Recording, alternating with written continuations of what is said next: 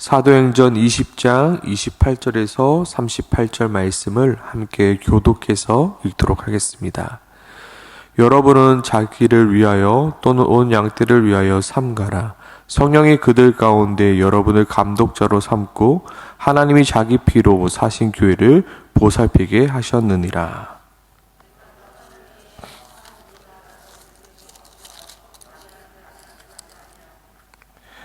또한 여러분 중에서도 제자들을 끌어 자기를 따르게 하려고 어그러진 말을 하는 사람들이 일어날 줄 내가 아노라.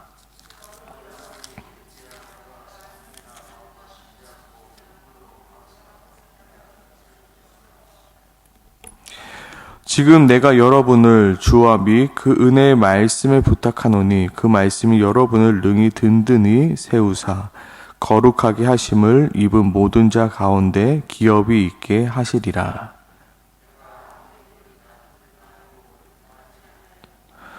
여러분이 아는 바 같이 이 손으로 나와 내 동행들이 쓰는 것을 충당하여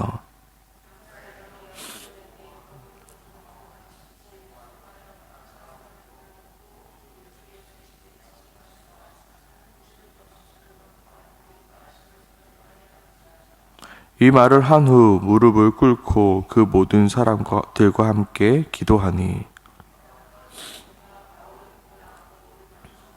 함께 읽겠습니다. 다시는 그 얼굴을 보지 못하리라 한 말로 말미암아 더욱 근심하고 배에까지 그를 존송하니라. 아멘.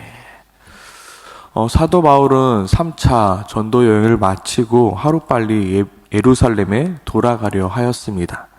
그러나 사도 바울 마음 가운데 걸리는 한 교회가 있었는데요. 바로 에베소 교회였습니다. 에베소 교회는 사도 바울이 3년 동안 말씀을 가르쳤던 교회였고요. 참 많은 말씀의 역사들을 경험했던 교회였습니다. 하지만 그 교회의 마지막은 그리 사도 바울의 마음을 편하게 하지는 못하였습니다. 우리가 지난번에 잘 들었듯이 우상을 만들던 데메드리오가 자신의 수익이 줄어들자 사람들을 선동하여 바울과 함께 있었던 그 사람들을 모두 잡으려 했던 그 소동이 적지 않게 일어났었기 때문입니다. 모르긴 몰라도 사도 바울이 그 에베소 교회를 떠나니 그 에베소 교회는 흔들렸을 것입니다. 먼저는 바울의 부재로 교회는 흔들렸을 것입니다. 그리고 외부의 공격들로 교회는 더욱더 흔들렸을 것입니다. 그 흔들림은 사도 바울이 가장 잘 알고 있었습니다. 그래서 바울은 급한 대로 에베소 장로들을 지금 밀레도로 부릅니다. 그리고 사도 바울은 에베소 교회들에게 진짜 마지막 당부의 말을 하고 있는 본문이 오늘 본문의 장면입니다. 물론 오늘 말씀은 에베소 장로들에게, 감독들에게 하고 있는 말씀입니다. 하지만 이 메시지는 교회 장로들에게만 허락된 메시지가 아니라 에베소 교회를 전체에게 주는 메시지이며 또한 이 메시지는 교회 전체에게 주는 메시지였습니다. 사도 바울이 가장 먼저 당부했던 메시지는 무엇이었습니까? 그 메시지는 바로 너희는 모든 양떼에게 전념하라 라는 메시지였습니다. 여기서 전념하라는 것은 무엇이냐면 마음을 다른 곳에 두지 말고 너희는 양떼에게 너희 마음을 집중하라라고 하는 말씀입니다. 이는 성령 하나님이 너희를 감독자로 세웠기 때문이다 라고 말합니다.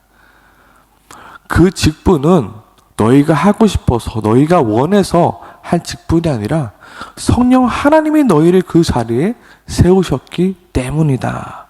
왜냐하면 이 양떼는 보통 양떼가 아니라 오늘 본문에 보니까요, 하나님이 자기 피로 사신 교회이기 때문이다 라고 말합니다.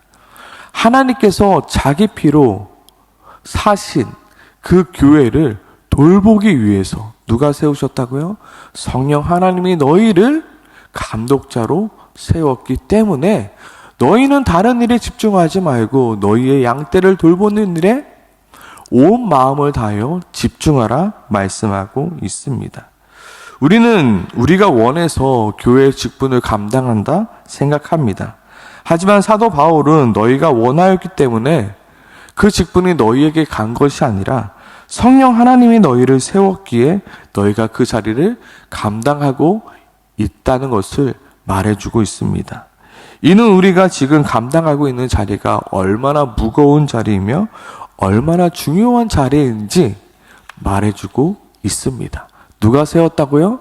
성령 하나님이 너희를 감독자로, 너희를 그 직분자로 세웠다.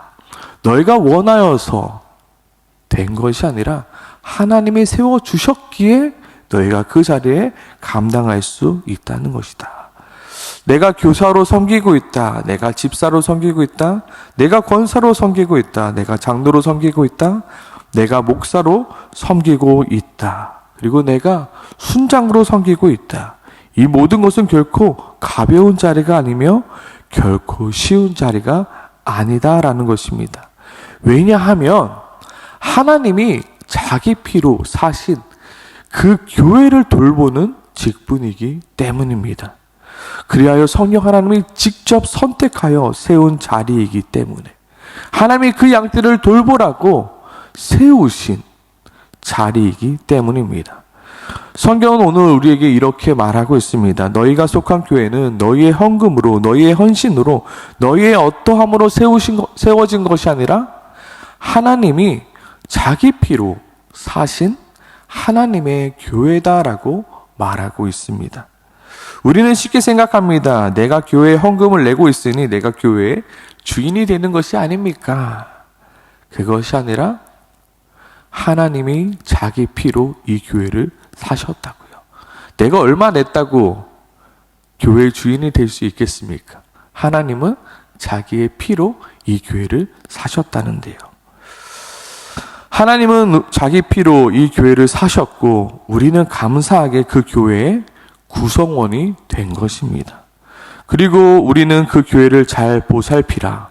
어떤 이에게는 감독자의 자리로, 어떤 이에게는 장로의 자리로, 어떤 이에게는 집사의 자리로, 어떤 이에게는 권사로, 어떤 이에게는 교사로 세워짐을 받은 것이라 설명하고 있습니다. 그런데 문제는 무엇입니까? 요즘 우리의 마음 가운데 교회는 어느 순간 사라지게 되었습니다. 우리의 마음 가운데 가장 중요한 건 무엇입니까? 돈 버는 게 가장 중요하더라고요. 성공하는 게 가장 먼저라고요.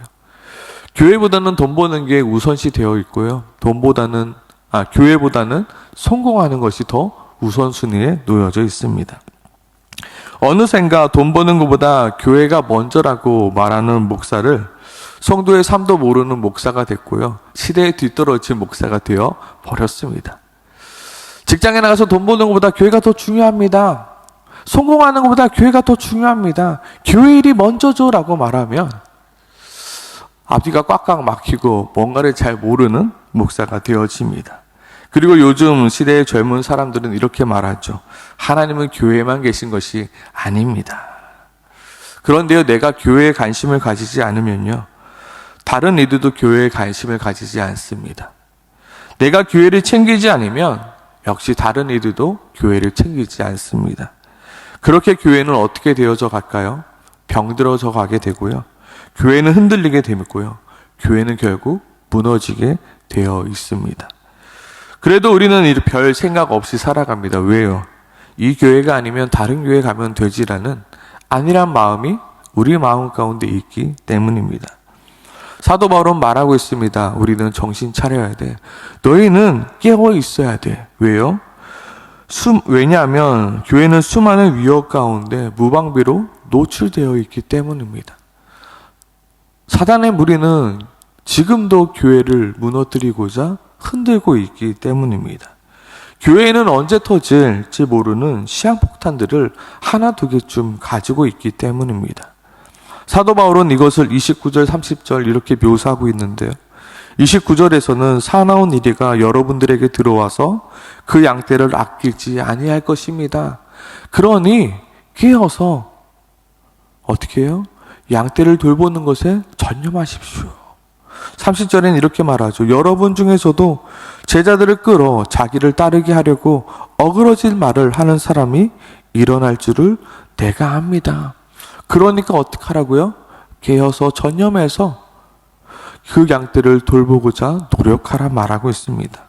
분명히 하나로 교회 안에서도 이러한 사나운 이리가 들어와 여러분들을 힘들게 할 때가 분명히 있었을 것입니다. 그리고 분명 여러분 중에 어그러진 말을 하는 사람들로 인하여 교회를 혼란스럽게 했던 적도 있었을 것입니다. 그러나 그 문제는 한 번뿐이 아니라 계속되어지는 문제라 오늘 사도 바울은 말하고 있습니다. 그러므로 너희는 마음을 다른 곳에 두는 것이 아니라 전심으로 교회를 돌보아야 하며 교회를 바르게 세워가야 하는 것이다. 이것은 비단 담임 목사 한 사람의 문제가 아닙니다.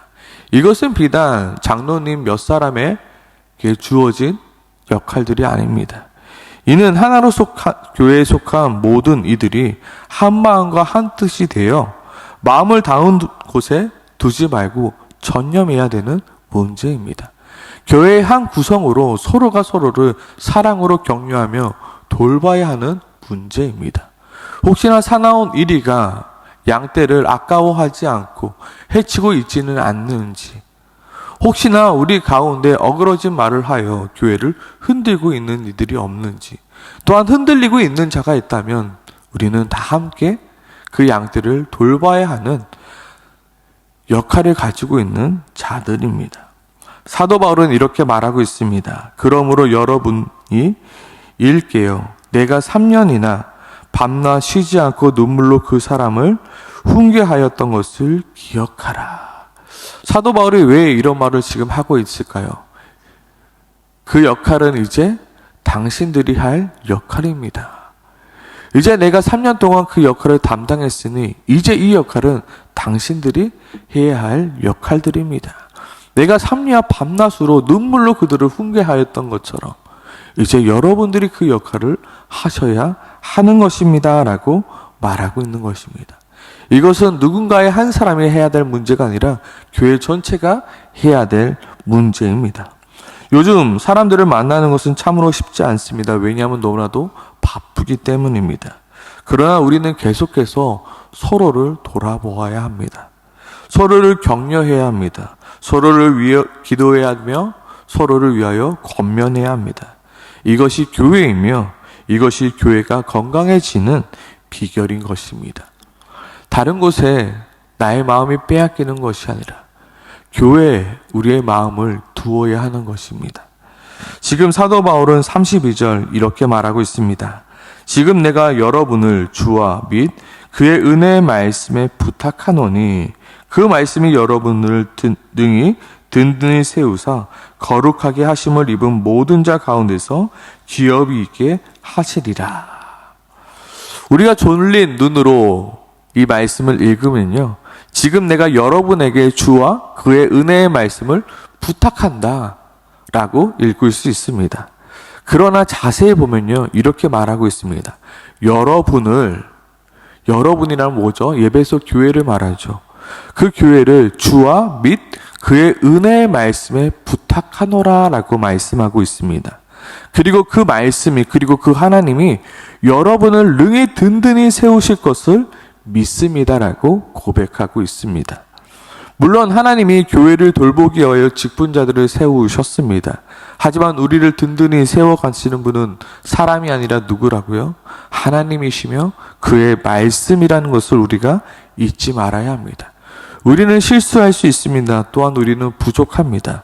그럼에도 불구하고 우리가 실패하지 않는 이유는 무엇입니까? 우리를 든든히 세워가시는 분이 바로 하나님이시며 주님의 말씀이시기에 우리는 절대로 실패할 수 없다는 것입니다. 오늘 이 새벽에 교회를 위해서 좀 기도했으면 좋겠습니다. 오늘 하나로 교회를 위해서 우리가 속해 있는, 우리가 몸담고 있는 우리 하나로 교회를 위해서 기도했으면 좋겠습니다. 하나님, 이 하나로 교회를 든든하게 세워 주시옵소서. 정말로 사나운 이리가 이곳에 와서 우리 교회를 흔들지 않게 하시고 우리 가운데 어그러지는 하는 자들이 있다면 하나님, 우리가 이 교회를 지켜나갈 수 있게 주님 도와주시옵소서.